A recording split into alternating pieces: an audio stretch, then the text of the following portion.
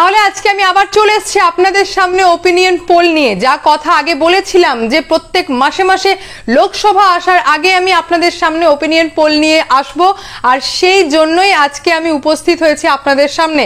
আগেরবার opinion pole আপনারা যথেষ্ট ভালোবেসেছিলেন, যথেষ্টভাবে শেয়ার করেছিলেন, যার জন্য সেখান থেকে যথেষ্ট ভালো রেসপন্স পর্যন্ত আমি পেয়েছি। তো আজকে আবার এই মুহূর্তে ভোট হলে সময়ের পরিস্থিতি বুঝে, তার পাশাপাশি যা বিভিন্ন রকম ফ্যাক্টর আশেপাশে পলিটিক্যাল সিচুয়েশনে কাজ করছে, প্রত্যেকটা বিষয়ের উপর ভিত্তি করে আমাদের রাজ্যের প্রত্যেকটা জায়গাগুলোর খুঁটিনাটি বিস্তারিত ওপিনিয়ন পোল নিয়ে আজকে আবার আমি চলে এসেছি। নমস্কার, আমি অদ্বিতীয়া রায় আজকে আবার চলে এসেছি আমার ছোট্ট ইউটিউব চ্যানেল সঙ্গে অদ্বিতীয়ায়। আপনাদের সকলকে প্রণাম জানিয়ে আজকের প্রতিবেদনটি এখান থেকে স্টার্ট করছি। স্টার্টিং এর আগে আমি আপনাদেরকে জানিয়ে দিই যে বিধানসভার লোকসভার মধ্যে গোলাবেন না, কারণ বিধানসভার রেজাল্ট একরকম হয় আর লোকসভার রেজাল্ট কিন্তু আর এক রকম হতে বাধ্য। কারণ বিধানসভায় যে মেন ফেস কাজ করে সেটা হচ্ছে মমতা ব্যানার্জি, ডেফিনেটলি সেই জায়গায় দাঁড়িয়ে লোকসভায় মানুষের মাইন্ডের মধ্যে যে ফেস কাজ করে সেটা একমাত্র one and only Narendra Modi. তো সেই বিষয়টাকে মাথায় রেখে তার পাশাপাশি আইএসআরও যে সাকসেস হয়েছে সেই বিষয়টাকেও মাথায় রেখে, তার পাশাপাশি এই বিরোধী জোটের যা চলছে, যা দেখছি সিচুয়েশন, এই প্রত্যেকটা বিষয়ের ওপর ডিপেন্ড করে কিন্তু আমি আজকে আপনাদের সামনে এই ওপিনিয়ন পোল নিয়ে এসেছি।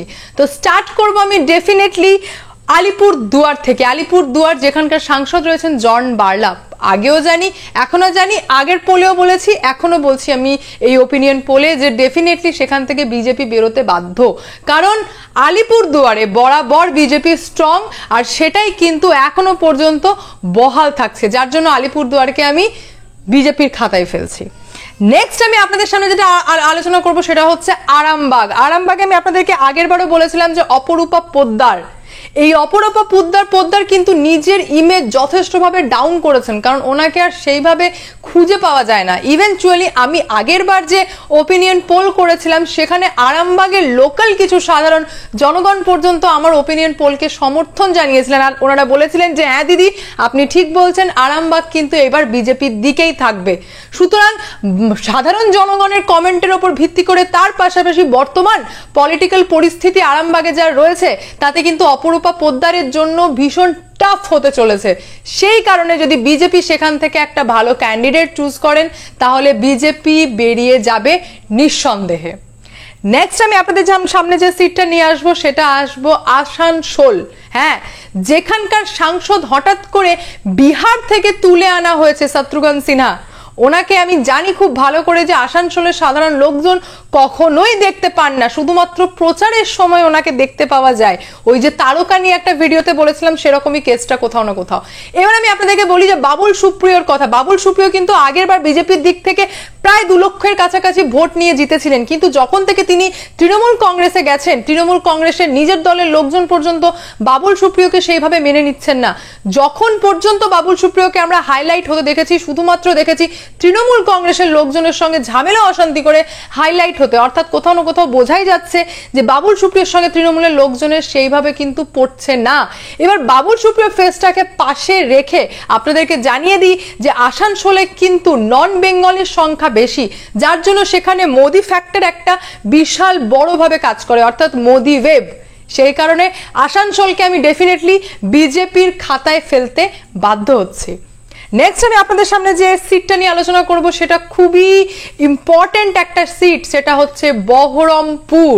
হ্যাঁ, এই যে INDIA অ্যালায়েন্স আছে, এই অ্যালায়েন্সের মধ্যে যথেষ্ট রকম সেটিং চলছে। কংগ্রেস, তৃণমূল কংগ্রেস কে সিট ছাড়বে, অর্থাৎ তৃণমূল কংগ্রেস তো একটাও সিট ছাড়তে চান না, কিন্তু কোথাও না কোথাও আন্ডারস্ট্যান্ডিং এ তো আসতেই হবে।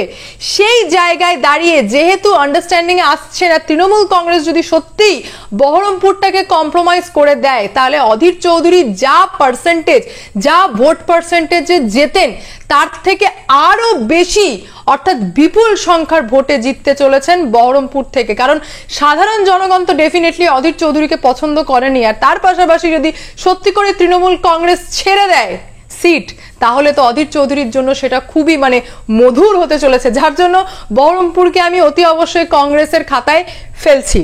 নেক্সট আমি আপনাদের সামনে যে সিটটা নিয়ে আলোচনা করব সেটা হচ্ছে বালুরঘাট।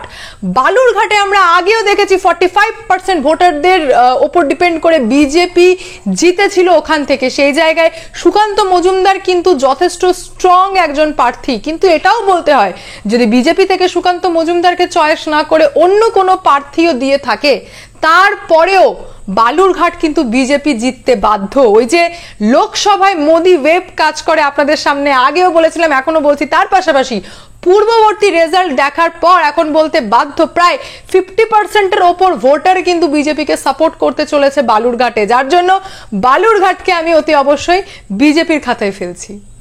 নেক্সট আমি আপনাদের সামনে বারাসাত সিট নিয়ে আসি। হ্যাঁ, সেই বারাসাত সিট যেটা কিন্তু মমতা ব্যানার্জির গড় বললে খুব একটা ভুল হবে না। তার পাশাপাশি কাকুলি ঘোষ দস্তিদার যথেষ্ট ফেমাস একটা ফেস, যার জন্য তৃণমূল কংগ্রেসের কিন্তু সেখান থেকে বেরোনোটা খুব একটা অসুবিধার হবে না। যেখানে আমরা জানি উত্তর কলকাতা, দক্ষিণ কলকাতা, হাওড়া, বারাসাত এগুলো কিন্তু মমতা ব্যানার্জির গড়। সো এটা ইজিলি তৃণমূল কংগ্রেসের খাতায় পড়তে চলেছে। প্রায় 1.5 লক্ষ থেকে 2 লক্ষ ভোটের ওপর তৃণমূল কংগ্রেস জিততে চলেছে। নেক্সট আমি আপনাদের সামনে পূর্ব বর্ধমানকে নিয়ে আসবো, যেটা কিন্তু সিপিএম এর গড় বললে চলে। পঞ্চায়েত ভোটেও কিন্তু দেখেছি যথেষ্ট ফাইট ব্যাক দিতে, কিন্তু এটা হচ্ছে লোকসভা, যার জন্য এইখান থেকে তৃণমূল কংগ্রেস কোন ক্যান্ডিডেট দেবেন অর্থাৎ কোন প্রার্থী দেবেন সেটা প্রেডিক্ট করা খুব মুশকিল হলেও তৃণমূল কংগ্রেস যে বেরোতে চলেছে সেই দিকে কিন্তু কোনো সন্দেহ নেই।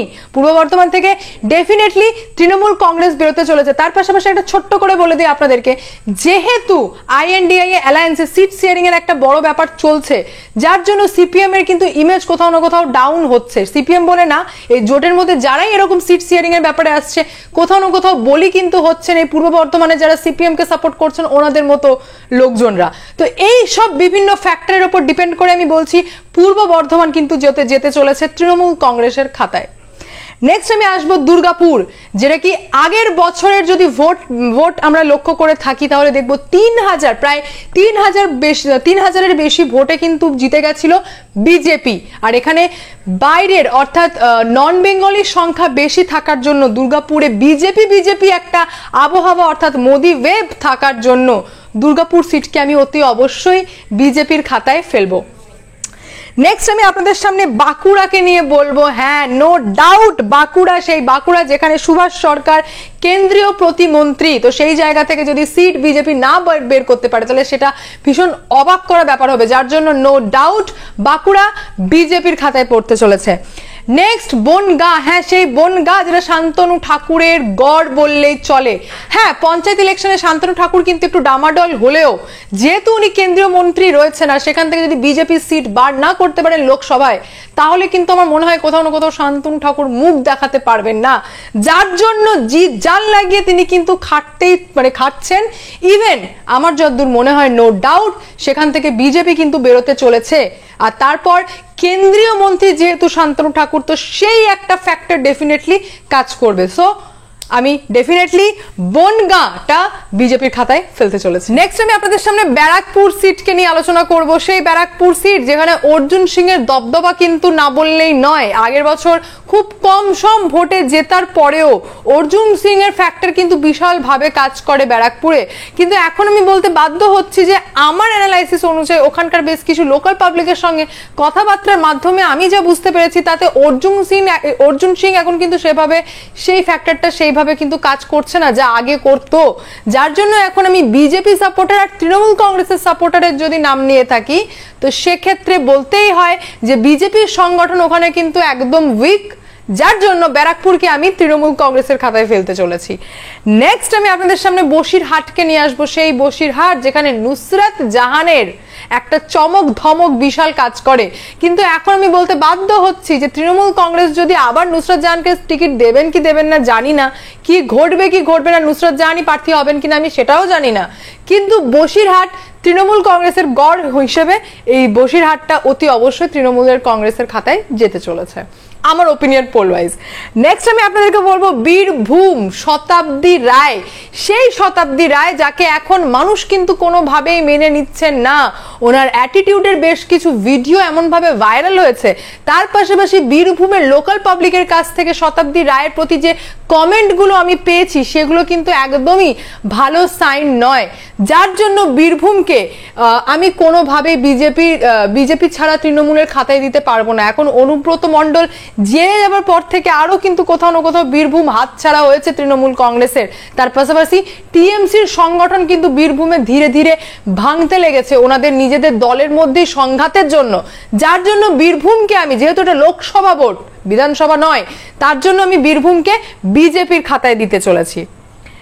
নেক্সট আমি আপনাদের সামনে বিষ্ণুপুরকে নিয়ে আলোচনা করব। সেই সৌমিত্র খাঁ যিনি আগের বারও জিতেছিলেন, সুতরাং এইবার তো কোনো প্রশ্নই ওঠে না, বিজেপির দিক থেকে এমন কোথাও কোনো খামতি থাকেনি, যার জন্য 100% সৌমিত্র খাঁয়ের এরিয়া অর্থাৎ বিষ্ণুপুর কিন্তু বিজেপির খাতায় যেতে চলেছে। যদিও আমি জানি না যে সৌমিত্র খাঁ প্রার্থী হবেন কিনা, তারপরেও বিষ্ণুপুর বিজেপির দিকেই আমি ঝুঁকে রয়েছে বলে মনে করি। নেক্সট আমি আসবো বোলপুর। এখানে কোনো রকম ডাউট নেই, এখানে কোনো রকম আলোচনাই নেই, বোলপুর ডেফিনেটলি বিজেপির দিকে যেতে চলেছে, কারণ ওখানকার রেলওয়ে স্টেশন থেকে স্টার্ট করে অনেক কিছু সেন্ট্রালের কাজ হয়েছে, যার জন্য ওখানকার মানুষজন কিন্তু বিজেপি অর্থাৎ মোদি লেহার কাজ করছে, যার জন্য বোলপুরকে আমি কোনোভাবে তৃণমূলের খাতায় মনে করি না যে যাবে, যার জন্য বিজেপির দিকে অতি অবশ্যই। নেক্সট চলুন যাওয়া যাক কোচবিহার। কোচবিহার নিয়ে আমিও জানি, আপনারাও জানেন যে এখানে কোনো সন্দেহ নেই বিজেপির দিকেই যেতে চলেছে। ইভেন যদি আমি এখানে এই কমেন্ট করে থাকি যে সব থেকে বেশি ভোট কোচবিহার থেকেই আসবে বিজেপির খাতায়, তাহলে সেই কথাও খুব একটা ভুল হবে বলে আমি মনে করি না। নেক্সট আমি আপনাদের সামনে দার্জিলিংকে নিয়ে বলবো। হ্যাঁ, দার্জিলিং সিটটাকে নিয়ে একটু প্রিভিয়াস দিকে যাওয়া যাক, যেখানে বিজেপি আগের বার 7,50,767 অর্থাৎ প্রায় 59% ভোট পেয়েছিল। নেক্সট টিএমসি পেয়েছিল 3,36,624, অর্থাৎ আমরা বুঝতেই পারছি হিউজ একটা গ্যাপ। তাহলে সেখানে অতি অবশ্যই পুরনো রেকর্ডের পাশাপাশি যদি দার্জিলিং, আমি আগেও বলেছি এখন আবার বলছি যে দার্জিলিং এ যে পরিমাণ রেভিনিউ জেনারেট হয় সেই পরিমাণ দার্জিলিং এ কাজ হয় না, যার জন্য ওখানকার লোকজন কিন্তু তৃণমূল কংগ্রেসকে কিছুতেই মেনে নেন না। আর আমরা প্রায় ওখানকার লোকজনকে আন্দোলন করতে দেখেছি রাজ্য সরকারের এগেনস্টে। তো সেক্ষেত্রে যদি বলে থাকি দার্জিলিং 100% বিজেপির খাতায় যেতে চলেছে, তাহলে সেই কথাও একদম ভুল নয়।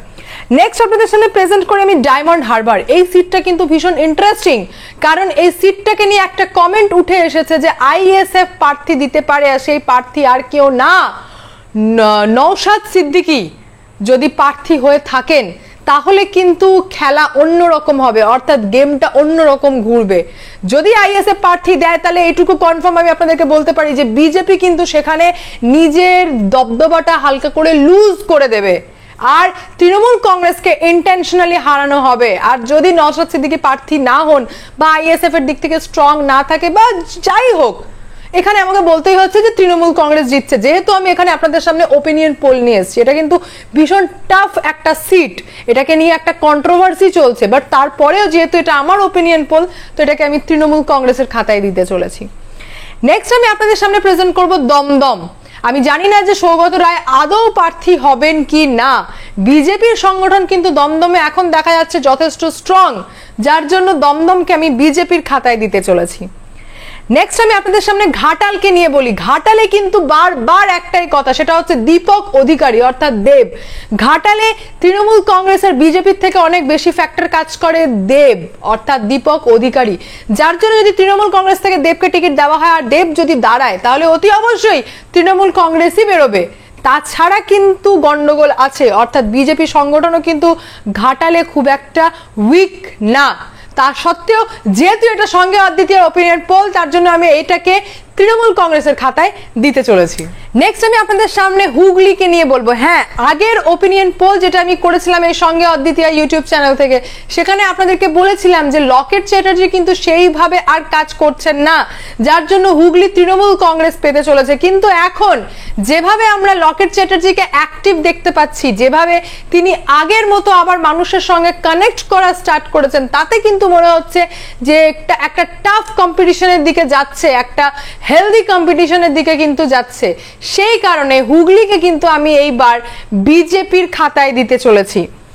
নেক্সট আপনাদের সামনে আসবো আমি হাওড়াকে নিয়ে। সেই হাওড়া যেটা মমতা ব্যানার্জির গড়, সেই হাওড়া যেখানে মমতা ফ্যাক্টর কাজ করে, যার জন্য কোনো কথাই নেই, চোখ বন্ধ করে তৃণমূল কংগ্রেসের দিকে। নেক্সট যাদবপুর, সেই যাদবপুর যেটা কিন্তু আমরা সিপিএম এর গড় হিসেবে চিনে থাকি, কিন্তু এখন যেহেতু আইএনডিআই অ্যালায়েন্সে সিট শেয়ারিং এর ব্যাপার চলছে, কিন্তু তারপরে আমার মনে হয় না যে মমতা ব্যানার্জি কোনো দিক থেকে যাদবপুরকে ছেড়ে দেবে বা কম্পিটিশন করবে না। তো সেই কারণে তৃণমূল কংগ্রেসের দিকে আমি যাদবপুরকে দিতে চাই। নেক্সট জলপাইগুড়ি, জলপাইগুড়িতে আমি কি কমেন্ট করব সেটার ওয়েট নিশ্চয়ই আপনারা করবেন না, কারণ উত্তরবঙ্গ আর উত্তরবঙ্গের রেজাল্ট কি হবে আর বিজেপির সংগঠন কতটা স্ট্রং সেটা আমিও জানি, আপনারাও জানেন। সুতরাং চোখ বন্ধ করে জলপাইগুড়ি বিজেপির দিকে যেতে চলেছে। নেক্সট জঙ্গিপুর, জঙ্গিপুরটা কিন্তু একটা ভাইটাল ব্যাপার, অর্থাৎ আবার সেই সিট শেয়ারিং, হ্যাঁ সেই সিট শেয়ারিং, অর্থাৎ আইএনডিআই অ্যালায়েন্সের কথা মনে করিয়ে দিই। যদি এখানে তৃণমূল কংগ্রেস ছেড়ে দেয় কংগ্রেসকে, বা হয়তো কংগ্রেস তৃণমূল কংগ্রেসকে, কি হবে সেটা আমরা কেউই জানি না, কিন্তু এখানে বলতে বাধ্য হচ্ছি যে তৃণমূল কংগ্রেসের বেরোনোর তো চান্স আছেই, কিন্তু কংগ্রেস যদি এখানে একা লড়াই দেয় সেক্ষেত্রে কিন্তু কংগ্রেসের বেরোনোরও চান্স রয়েছে। তারপরেও যেহেতু আমাকে একটা বলতেই হবে যে কোন দিকে ঝুঁকতে চলেছে জঙ্গিপুর, তো আমার ওপিনিয়ন পোল অর্থাৎ সঙ্গে অদ্বিতীয় opinion pole wise Jangipur Trinamool কংগ্রেসের দিকে। নেক্সট আপনাদেরকে বলবো জয়নগর, হ্যাঁ সেই জয়নগর যেখানে কিন্তু তৃণমূল কংগ্রেস যথেষ্ট স্ট্রং রয়েছে, বিজেপি যথেষ্ট দুর্বল রয়েছে, অর্থাৎ নেই বললেই চলে। সুতরাং চোখ বন্ধ করে জয়নগর তৃণমূল কংগ্রেস। নেক্সট ঝাড়গ্রাম, ঝাড়গ্রামকে নিয়ে আগেরবার বলেছিলাম যে বিজেপি সিট পেতে পারে, বিজেপির দিকে পাল্লা ভারী হতে পারে, কিন্তু এখন ওখানকার লোকাল পাবলিকের সঙ্গে অর্থাৎ বেশ কিছু লোকাল মানুষের সঙ্গে আমি কথাবার্তা বলে যা বুঝতে পারছি তাতে মনে হচ্ছে তৃণমূল কংগ্রেসের পাল্লা ভারী, অর্থাৎ ডেফিনেটলি ঝাড়গ্রাম তৃণমূল কংগ্রেসের দিকে যেতে চলেছে। নেক্সট কথা বলবো উত্তর কলকাতা, যে উত্তর কলকাতায় অর্থাৎ যেখানে মমতা ব্যানার্জির ফ্যাক্টরটা ভীষণ ভাবে কাজ করে, তো সুতরাং আমরা খুব ভালোভাবে বুঝতে পারছি যে তৃণমূল কংগ্রেসের বেরোতে বিন্দু মাত্র সন্দেহ নেই, কিন্তু তারপরেও একটা কমেন্ট করতে বাধ্য হচ্ছি যে মমতা ব্যানার্জি আগে যতটা পরিমাণ ভোট নিয়ে তৃণমূল কংগ্রেস বেরিয়েছে মমতা ব্যানার্জির জন্য, সেই পরিমাণ ভোট কিন্তু এবছর পাবে বলে আমি মনে করি না, কারণ উত্তর কলকাতার সাধারণ কিছু পাবলিকের সঙ্গে আমি কথাবার্তা বলেছি নিজে, তো সেখান থেকে যা আপডেট পাচ্ছি তাতে মনে হচ্ছে তৃণমূল কংগ্রেস কিন্তু বেরিয়ে যাবে, তারপরেও ভোট কিন্তু অনেকটাই কম পাবে আগের তুলনায়। নেক্সট যাবো কাথি, সেই কাথি যেখানে কি ক্রস করার কোনো জায়গায় নেই, অতি অবশ্যই বিজেপি, কারণ শুভেন্দু অধিকারী নিজে চ্যালেঞ্জ ছুড়েছেন যে 3 লক্ষর বেশি ভোটে তিনি জিতাবেন বিজেপিকে, তো পুরো ব্যাপারটাই কিন্তু দেখার বিষয়। আর শুভেন্দু অধিকারীর কনফিডেন্স নিয়ে আমি চাই না কোনো ক্রস করতে, অতি অবশ্যই বিজেপির খাতায় ফেলতে বাধ্য। নেক্সট যাব কলকাতা দক্ষিণ, যেখানে মালা রায় এখন যথেষ্ট নাম করেছেন আর মানুষজনের সঙ্গে যথেষ্ট ভালো কানেকশন ওনার, কারণ মানুষজন ওখানকার লোকাল মানুষজন মালা রায়কে ভীষণ পছন্দ করেন আর মানুষের জন্য তিনি কাজও ভীষণ করছেন। হ্যাঁ তৃণমূল কংগ্রেস, মালা রায় তৃণমূল কংগ্রেসের দিক থেকে আমি জানি না কে প্রার্থী হতে চলেছেন বা কি ব্যাপার, কিন্তু তৃণমূল কংগ্রেস ওখানে যথেষ্ট স্ট্রং, যার জন্য দক্ষিণ কলকাতাকে আমি অতি অবশ্যই তৃণমূল কংগ্রেসের খাতা ফেলতে যাব।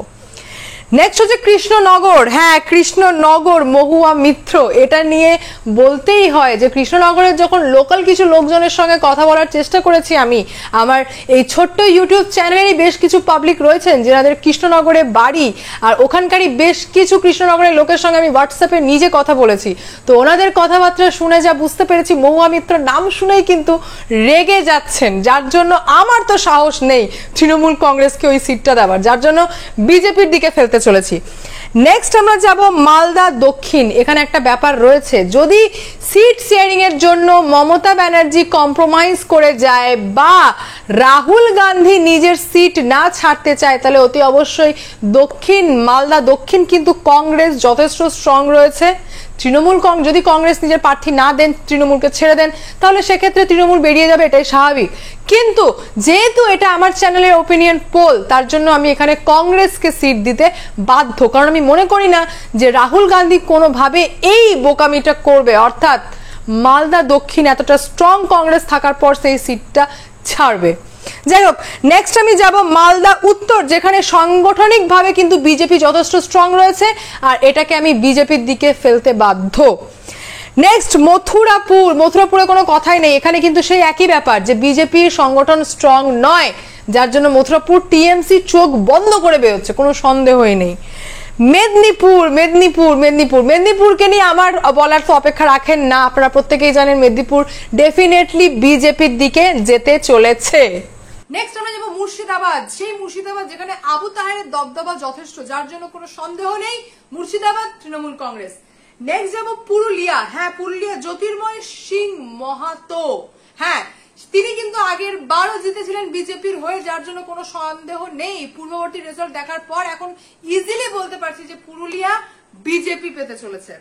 নেক্সট রায়গঞ্জ, হ্যাঁ সেই লড়াকু নেত্রীর কথা বলছি, দেবশ্রী চৌধুরী, যিনি বিডিও অফিসে গিয়ে একাই দাঁড়িয়ে ভাঙচুর করে এসেছিলেন, যার জন্য বিজেপি কিন্তু সেখান থেকে যথেষ্ট স্ট্রং রয়েছে। তার পাশাপাশি সিপিএম আইএনডিআই অ্যালায়েন্সের পর সিপিএম কিন্তু রায়গঞ্জের সিট দখলের জন্য খুব মরিমরি হচ্ছেন, যার জন্য আমার মনে হয় তৃণমূল কংগ্রেসের সিপিএম এর ভোট কাটাকাটিতে যদি বিজেপি বেরিয়ে যায় সেটাও কিন্তু অবাক করার মতো কিছু হবে না, যার জন্য আমি রায়গঞ্জকে বিজেপির খাতায় ফেলতে চলেছি। নেক্সট যাব রানাঘাট, জগন্নাথ সরকার, তিনি হচ্ছেন জগন্নাথ সরকার যিনি পঞ্চায়েতের বিন্দুমাত্র জায়গা কাউকে ছাড়েননি, সুতরাং এখান থেকে বলতেই হয় BJP BJP and BJP. Next যাব শ্রীরামপুর, এখানে বিজেপি সংগঠন একদম স্ট্রং নয়, যার জন্য চোখ বন্ধ করে তৃণমূল কংগ্রেস। তমলুক তো শুভেন্দু অধিকারী, ডেফিনেটলি ওনার আগের বক্তব্য আপনারা শুনেছেন। তার পাশাপাশি আমি তমলুকের বেশ কিছু লোকাল লোকের সঙ্গে কথাও বলেছি হোয়াটসঅ্যাপে, যার জন্য জানতে পেরেছি সেখান থেকে বিজেপি ছাড়া আর কিছুই না, কারণ তমলুকে বিজেপি যথেষ্ট স্ট্রং রয়েছে। নেক্সট যাব উলুবেড়িয়াতে যদি এখন মনে করে থাকেন সংখ্যালঘু ভাই বোনরা যে তৃণমূল কংগ্রেসকে ভোট দেবেন তাহলে ডেফিনেটলি তৃণমূল কংগ্রেস, আর যদি ভেবে থাকেন ওনারা কংগ্রেসকে ভোট দেবেন তাহলে কংগ্রেস, মানে দুদিক থেকেই বেরোনোর চান্স তো রয়েছেই। তারপরেও যেহেতু আমাকে বলতে হবে সঙ্গে অদ্বিতীয় চ্যানেলে কোন দিকে যাচ্ছে, তো অতি অবশ্যই উলুবেড়িয়া তৃণমূল কংগ্রেস। যাই হোক, আপনাদের সঙ্গে আমি 42টা সিটের মধ্যে 42টাই ডিটেলে আলোচনা করলাম যে কেন, কিসের জন্য, কোন দিকে কোন সিট যেতে চলেছে। এটা একদম আমার সঙ্গে অদ্বিতীয় ওপিনিয়ন পোল, যেটা আমি আগের বারও এনেছিলাম, এইবারও আপনাদের সামনে প্রেজেন্ট করলাম। ইভেন লোকসভা আসার আগে প্রত্যেক মাসে মাসে আমি পরিস্থিতি অনুযায়ী আপনাদের সামনে ওপিনিয়ন পোল নিয়ে প্রেজেন্ট হব। এবার আপনাদেরকে জানিয়ে দিই, কংগ্রেসকে আমরা দেখতে পাচ্ছি 2টো, সিপিএম কে 0, আদার্স কে 0 দেব। এটা হচ্ছে আমার ওপিনিয়ন, অর্থাৎ আমার এই সঙ্গে অদ্বিতীয় চ্যানেল ব্যক্তিগত ওপিনিয়ন পোল ওয়াইজ। হ্যাঁ, এটা কিন্তু যথেষ্টভাবে পুরনো কিছু এভিডেন্সের উপর ভিত্তি করে, তার পাশাপাশি বেশ কিছু লোকাল লোকজনের সঙ্গে যোগাযোগ করে ওনাদের কথাবার্তা জেনে এই ওপিনিয়ন পোল আমি আপনাদের সামনে প্রেজেন্ট করলাম। এবার আমি আপনাদের সামনে বেশ কিছু ফ্যাক্টর প্রেজেন্ট করব যে কেন তৃণমূল কংগ্রেসের ভোটটা ধীরে ধীরে ডিক্রিজ হচ্ছে। তার মেন ফ্যাক্টর আমি ছেড়ে দিলাম ওরা দুর্নীতিবাজ কি ঘোটালার সঙ্গে জড়িত সবই ছেড়ে দিলাম, তারপরেও বলতেই হয় যে এই আইএনডিআই অ্যালায়েন্সের সঙ্গে জোট হওয়ার জন্য যথেষ্টভাবে ইমেজ কিন্তু ডাউন হয়েছে তৃণমূল কংগ্রেসের, যথেষ্টভাবে, কারণ অনেক তৃণমূল সাপোর্টাররা কিন্তু এই জোটের বলি হচ্ছে। আর সেকেন্ড ফ্যাক্টর হচ্ছে অভিষেক ব্যানার্জি, কারণ অভিষেক ব্যানার্জি মাঝে মধ্যেই এমন বক্তব্য রাখছেন, এমন কথা ছুড়ে দিচ্ছেন, যেটা কি কোনোভাবেই সাধারণ মানুষ তো দূরে থাকলো, দলের লোকজন পর্যন্ত ওনার এই দাদাগিরি টাইপের কথাবার্তা মেনে নিচ্ছেন না, যার জন্য তৃণমূল কংগ্রেসের সাপোর্টারদের কাছেও তৃণমূল দলটা কোথাও না কোথাও কিন্তু নিজের জায়গাটা খুইয়ে দিচ্ছে। এটা গেল ডিক্রিজ করার কারণ। এবার আমি বলি বিজেপি সিট সংখ্যা বাড়ার কারণও আমি আপনাদের সামনে তুলে ধরবো।